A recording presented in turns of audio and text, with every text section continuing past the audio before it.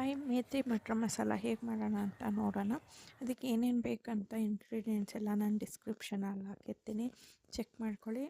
ಮಾಡೋದಕ್ಕಿಂತ ಮುಂಚೆ ಎಲ್ಲ ಐಟಮ್ಸ್ನೂ ರೆಡಿ ಮಾಡಿ ಇಟ್ಕೊಂಡ್ರೆ ನಮಗೂ ಮಾಡೋಕ್ಕೆ ಈಸಿಯಾಗಿ. ನೋಡೋಣ. ಬಾಣಲೆ ಬಿಸಿಗೆ ಇಟ್ಕೊಂಡು ಕಡಲೆಬೀಜ ಕಡಲೆಬೇಳೆ ಹಾಕ್ಕೊಂಡು ಹುರ್ಕೊಬೇಕು. ಫಸ್ಟ್ ಕಡಲೆಬೀಜ ಹುರ್ಕೊಳ್ಳಿ, ನೆಕ್ಸ್ಟು ಸ್ವಲ್ಪ ಹೊತ್ತು ಆದಮೇಲೆ ಕಡಲೆಬೇಳೆ ಹಾಕ್ಕೊಂಡು ಹುರ್ಕೊಬೇಕು. ಆಮೇಲೆ ಧನಿಯಾ ಹಾಕ್ಕೊಳ್ಳಿ. ಹುರ್ಕೊಂಡ್ಮೇಲೆ ಇವಾಗ ಕರಿಮೆಣಸು ಸೇರಿಸ್ಕೊಳ್ಳೋಣ. ಮೆಣಸನ್ನು ಸ್ವಲ್ಪ ಹೊತ್ತು ಹುರ್ಕೊಬೇಕು. ಒಂದು ಬ್ಯಾಡ್ಗೆ ಮೆಣಸನ್ನು ಸೇರಿಸ್ಕೊಂಡು ಜೊತೆಗೆ ಹುರ್ಕೊಳ್ಳಿ. ಇದೆಲ್ಲ ಹುರಿದಿದ್ದಾದಮೇಲೆ ಲಾಸ್ಟಲ್ಲಿ ಎಳ್ಳು ಹಾಕ್ಕೊಂಡು ಹುರ್ಕೊಳ್ಳೋಣ. ಎಳ್ಳು ಬೇಗ ಬಂದ್ಬಿಡುತ್ತೆ, ಲಾಸ್ಟಿಗೆ ಹಾಕ್ಕೊಬೇಕು. ಇದು ಹುರಿದಿದ್ದಾದಮೇಲೆ ಮಿಕ್ಸರ್ ಜಾರ್ಗೆ ಆದಮೇಲೆ ಒಂದು ಮಿಕ್ಸರ್ಗೆ ಈ ಮಸಾಲೆ ಎಲ್ಲ ಹಾಕ್ಕೊಂಡು ನೀರು ಹಾಕಿ ಪೇಸ್ಟ್ ಮಾಡಿ ಇಟ್ಕೊಳ್ಳೋಣ.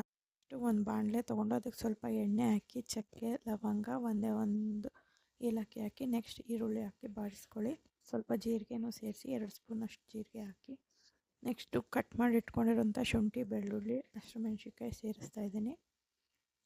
ನೆಕ್ಸ್ಟ್ ಟೊಮೊಟೊ ಹಾಕೊಂಡಾದ್ಮೇಲೆ ಸ್ವಲ್ಪ ಉಪ್ಪು ಹಾಕ್ಕೊಳ್ಳಿ.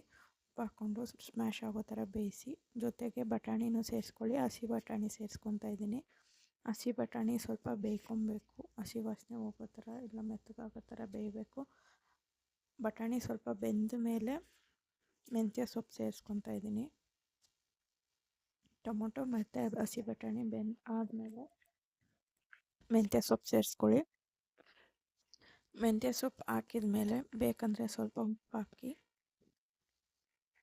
ಇವಾಗ ಚೆನ್ನಾಗಿ ಬೇಯಿಸ್ಕೊಬೇಕು. ಮೆಂತ್ಯ ಸೊಪ್ಪು ಹಸಿ ವಾಸನೆ ಬಿರೋಷ್ಟು ಸೊಪ್ಪು ಬೆಂದಿದೆ ಮತ್ತು ರುಬ್ಬಿರುವಂಥ ಪೇಸ್ಟ್ನ ಇದಕ್ಕೆ ಹಾಕ್ಕೊಳ್ಳೋಣ.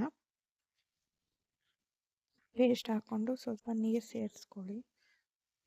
ಪೇಸ್ಟ್ ಹಾಕ್ಕೊಂಡು ಎಲ್ಲ ನೀಟಾಗಿ ಮಿಕ್ಸ್ ಮಾಡ್ಕೊಳ್ಳಿ. ಇವಾಗ ನೀರು ಸೇರಿಸ್ಕೊಳ್ಳೋಣ. ನಿಮ್ಗೆ ಯಾವ ಕನ್ಸಿಸ್ಟೆನ್ಸಿ ಬೇಕು ಅಷ್ಟು ನೀರು ಹಾಕ್ಕೊಳ್ಳಿ.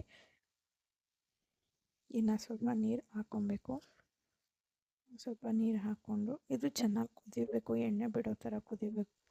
ಇದಕ್ಕೆ first garam masala, chilli powder, ಒಂದು ಅರ್ಧ ಸ್ಪೂನ್ ಬೆಲ್ಲದ ಪುಡಿ ಮತ್ತು 1 ಸ್ಪೂನಷ್ಟು ಅರಿಶಿನ ಪುಡಿ ಸೇರಿಸ್ಕೊಬೇಕು. ಇದಾದಮೇಲೆ ನೀಟಾಗಿ ಮಿಕ್ಸ್ ಮಾಡ್ಕೊಳ್ಳಿ.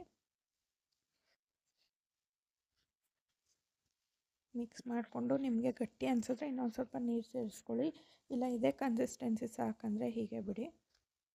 ಈಗ ನೀಟಾಗಿ ಕುದಿ ಎಣ್ಣೆ ಬಿಡೋ ಥರ ಕುದಿಸ್ಕೊಬೇಕು.